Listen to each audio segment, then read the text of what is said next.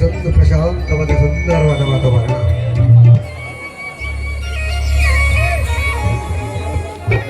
ನಮ್ಮ ನಾಡಿನಲ್ಲಿ ಸಿಗುವಂತಹ ಪ್ರಕೃತಿಯ ತಾಣ ಮತ್ತೆಲ್ಲಿ ಸಿಗುವುದಿಲ್ಲ ಎನ್ನುವಂತೆ ಭಾಸವಾಗುತ್ತಿದೆ. ಈಗ ಪ್ರಕೃತಿಯ ವಾತಾವರಣ ನೋಡುತ್ತಾ ನನ್ನ ಚಂದು ಅದೇಕೆ ಆಹ್ವಾನಿಸುತ್ತಾಳೋ ನನಗೆ ಗೊತ್ತಿಲ್ಲ. ಆದರೆ ಈ ಸುಂದರವಾದ ಪ್ರಕೃತಿಯ ವಾತಾವರಣ ನೋಡುತ್ತಾ ನಾನೇ ಧನ್ಯನಾದೆ.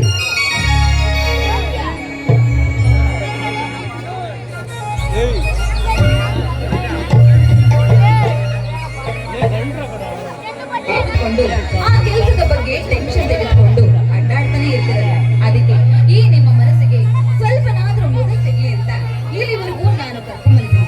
ಹೇಗ್ ಕಾಣ್ತಾ ಇದೆ ಈ ಪ್ರಕೃತಿಯ ಸೌಂದರ್ಯದ ಸೊಬಗು? ಏನೆಂದು ವರ್ಣಿಸಲಿ ಚಂದು, ಸೊಬಗಿನ ಸಿರಿಯನ್ನು ನೋಡಲಿಕ್ಕೆ ಕಣ್ಣುಗಳೇ ಸಾಲುತ್ತಿಲ್ಲ. ಜುಳು ಜುಳು ಹರಿಯುವ ನೀರು, ನೀರಿನ ಸೆರೆಯಲ್ಲಿ ಬದುಕು ಕಟ್ಟಿಕೊಂಡು ಆ ಮೈಸನ್ನು ತುಂಬಿಸಲು ಪೈಪೋಟಿ ಒಡ್ಡುತ್ತಿರುವ ಮರಗಳು, ಆ ಮರಗಳ ಮರೆಯಲ್ಲಿ ಕುಳಿತು ನಮ್ಮಂತ ನಮ್ಮ ಪ್ರೇಮಿಗಳು ಹಣಕಿಸುವಂತೆ ಕುಹು ಕುಹು ಎಂದು ಕೂಗುತ್ತಿರುವ ಕೋಗಿಲೆಗಳು, ಆ ಕೋಗಿಲೆಯ ಬೆರೆಯ ತಕ್ಕಂತೆ ನಾಟ್ಯ ಮಾಡುತ್ತಿರುವ ನವಿಲುಗಳು, ಹೀಗೆಲ್ಲವನ್ನು ನೋಡುತ್ತಾ ಮೈ ಮರೆತು ನಿಂತಿರುವಾಗ ಅಬ್ಬೋ ಏನೆಂದು ವರ್ಣಿಸಲು ಎನಿಸುತ್ತೆ ಈ ನನ್ನ ಮನ. ಅಬ್ಬಬ್ಬ, ಈಗ್ಲಾದ್ರೂ ನಿಮ್ಮ ಮನಸ್ಸು ಹಗುರವಾಯ್ತಲ್ಲ, ಉಲ್ಲಾಸ ಭರಿತವಾಯ್ತಲ್ಲ, ನನಗಷ್ಟೇ ಸಾಕು. ಯಾಕೆ ಹೀಗೆನ್ನುವೆ? ಮತ್ತಿನ್ನೇನು, ಯಾವಾಗ ಫೋನ್ ಮಾಡಿದ್ರು ಕೆಲ್ಸ ಇದೆ, ನಾನ್ ಯಾವ್ದು ಟೆನ್ಷನ್ ಅಲ್ಲಿದ್ದೀನಿ ಅಂತ ಆ ಆಕಾಶವೇ ತಲೆ ಮೇಲೆ ಬಿದ್ದವರಂತೆ ಆಡ್ತಿದ್ರಲ್ಲ, ಅದಕ್ಕೆ ಈ ನಿಮ್ಮ ಉಲ್ಲಾಸ ಭರಿತವಾದ ಮುಖವನ್ನ ಕಂಡು ಹೀಗೆ ಹೇಳ್ದೆ ಅಷ್ಟೇ. ಈ ಸುಂದರ ಮುಖದಲ್ಲಿ ಉಲ್ಲಾಸ ಮತ್ತಷ್ಟು ಕಳಗಟ್ಟಬೇಕೆಂದರೆ ಮುಂದಕ್ಕೆ ಅದೇನಂತ ಹೇಳಿ ನನ್ನ ಪ್ರೀತಿಯ ದೊರೆಗಳೇ. ಪ್ರೇಮದ ಕುಸುಮ ಬಾಲೆ ನವಿಲುಗಳಂತೆ ನರ್ತನ ಗೈದರೆ ಮತ್ತಷ್ಟು ಉಲ್ಲಾಸ ರಂಗೇರುತ್ತದೆ ಇಂದಿನ ಪ್ರೇಮ ದೊರೆಯ ಮುಖದಲ್ಲಿ. ನನ್ನ ಪ್ರೇಮದ ದೊರೆಯ ಮುಖದಲ್ಲಿ ಉಲ್ಲಾಸ ಭರಿತ ಸದಾ ಯಾವಾಗಲೂ ಇದ್ದೇ ಇರುತ್ತೆ ಅಂದ್ರೆ ನಿಮಗಾಗಿ ನಿಮ್ಮ ಪ್ರೇಮ.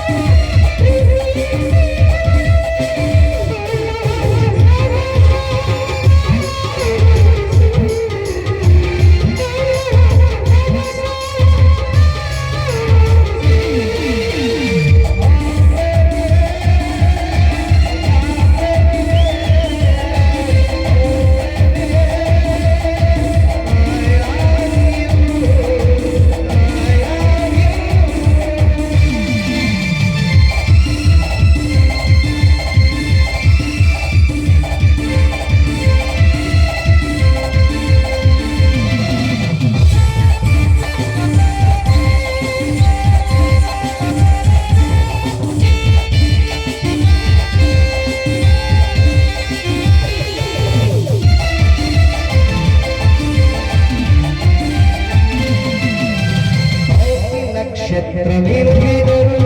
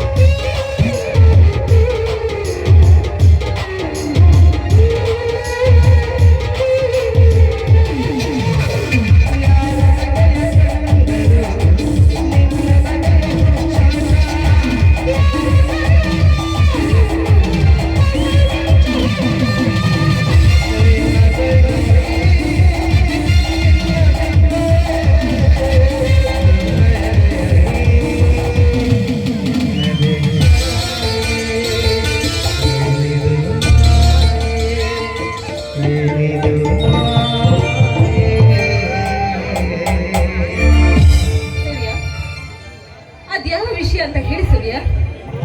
ಚಂದು, ನೀನು ನನ್ನಲ್ಲಿ ಆ ವಿಚಾರ ಯಾಕೆ ಮುಚ್ಚಿದ್ದೆ? ಅದ್ಯಾವ ವಿಷಯ ಹೇಳಿ ಸೂರ್ಯ. ಅದೇ ನೀನು ಕಾಲೇಜ್ ಎಲೆಕ್ಷನ್ ನಲ್ಲಿ ಜಿಲ್ಲಾಧ್ಯಕ್ಷ ಸ್ಥಾನಕ್ಕೆ ಸ್ಪರ್ಧಿಸಿರುವ ವಿಚಾರದ ಬಗ್ಗೆ. ಓಹೋ, ಅದ ವಿಷಯ. ನನ್ನ ಮನಸ್ಫೂರ್ತಿಯಾಗಿ ಇದಕ್ಕೆ ಒಪ್ಕೊಂಡು ಆ ಎಲೆಕ್ಷನ್ಗೆ ನೀನು ನಿಂತ್ಕೊಂಡಿದ್ಯಾ ಅಂತ ಅನ್ಕೊಂಡಿದ್ಯಾ? ಸಾಧ್ಯವಿಲ್ಲ. ಇಷ್ಟಕ್ಕೆಲ್ಲ ಕಾರಣ ನಮ್ಮಣ್ಣನ ಒತ್ತಾಯವಷ್ಟೇ. ಆದರೆ ಅಣ್ಣನ ಒತ್ತಾಸೆಗೆ ಇಂದು ಎಲೆಕ್ಷನ್ಗೆ ನಿಂತವಳು ನಾಳೆ ನಿನ್ನ ಅಣ್ಣನ ಒತ್ತಾಸೆಗೆ ನಮ್ಮನ್ನು ಮರೆಯುವುದಿಲ್ಲ ಅನ್ನುವುದಕ್ಕೆ ಗ್ಯಾರಂಟಿ ಏನು? ಸೂರ್ಯ,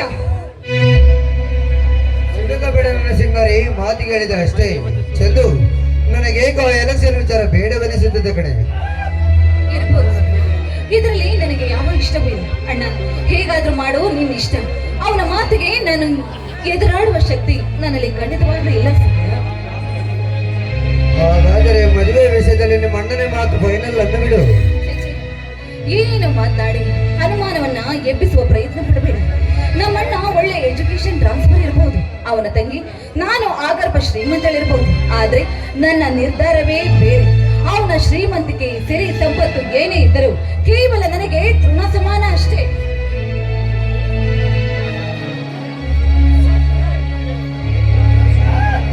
ಚಂದನ, ಆದರೆ ನಿನ್ನ ಅಂತಸ್ತಿಗೆ ತಕ್ಕವನು ನಾನಲ್ಲವೆಂದು ನಿಮ್ಮ ಅಣ್ಣ ಒಪ್ಪದಿದ್ದರೆ ನೋಡಿ, ಬದುಕಬೇಕಾದವಳು ನಾನು, ನಿಮ್ಮ ಜೊತೆಲಿ ಇರಬೇಕಾದವಳು ನಾನು. ನನ್ನ ನಿನ್ನ ಪ್ರೀತಿಯ ವಿಷಯಕ್ಕೆ ನಮ್ಮಣ್ಣ ಏನಾದ್ರೂ ಅಡ್ಡ ಬಂದಿದೆ ನಿಜವಾದ್ರೆ ನನಗೆ ಯಾವ ಸಿರಿ ಸಂಪತ್ತು ಬೇಕಾಗಿಲ್ಲ ಸೂರ್ಯ. ಅವನ ಕೈಗೆ ಕೈ ಕೊಟ್ಟು ಆದಷ್ಟು ಬೇಗ ನೀವು ಕಟ್ಟುವ ಮಾಂಗಲ್ಯಕ್ಕೆ ನಾನು ಕುಳ್ಳನ ಒಟ್ಟಿ ನಿಮ್ಮ ಕೈಯಾರೆ ನಾನು ಮಾಂಗಲ್ಯವನ್ನು ಕಟ್ಟಿಸ್ಕೊಳ್ತೇನೆ. ಇಷ್ಟು ದೃಢ ನಿರ್ಧಾರ ನಿನ್ನಲ್ಲಿರುವಾಗ ಮತ್ಯಾವ ರೀತಿಯ ಮಾನ ಇಟ್ಟುಕೊಳ್ಳಲಿ ನನ್ನ ಮನದಲ್ಲಿ? ಸರಿ, ಹಾಗಾದ್ರೆ ಮೈಸೂರಿಗೆ ಯಾವಾಗ ಹೊರಡಬೇಕು ಅಂದ್ಕೊಂಡಿದ್ದೀರಾ? ಹಿಂದೆ ಹೊರಡಿದ್ದೇನೆ ಚಂದು. ನೀರಿನ ಸೂರ್ಯ ಬರುವಾಗ ಪೊಲೀಸ್ ಇನ್ಸ್ಪೆಕ್ಟರ್ ಸೂರ್ಯನಾಗೇ ಬರುತ್ತಾನೆ. ನಾನಿನ್ನು ಹೊರಡಲೇ. Okay darling, good luck. ಆದಷ್ಟು ಬೇಗ ಈ ನಿಮ್ಮ ವೇಷವನ್ನ ಪೊಲೀಸ್ ರೂಪದಲ್ಲಿ ನೋಡ್ಬೇಕು ಅಂತ ಈ ನನ್ನ ಮನಸ್ಸು ಕಾತರವಾಗಿ ಕಾಯ್ತಾ ಇದೆ. ಹೋಗಿ ಬನ್ನಿ ಅಂತ ಬರೀ ಬಾಯಿ ಮಾತಿಂದ ಹೇಳಿ ಕಳಿಸುವ ಪ್ಲಾನ್ ಮಾಡಿರುವ ಹೇಗೆ? ಶುಭವಾಗಿ ಹೋಗಿ ಲಾಭವಾಗಿ ಬನ್ನಿ. ಕವಿ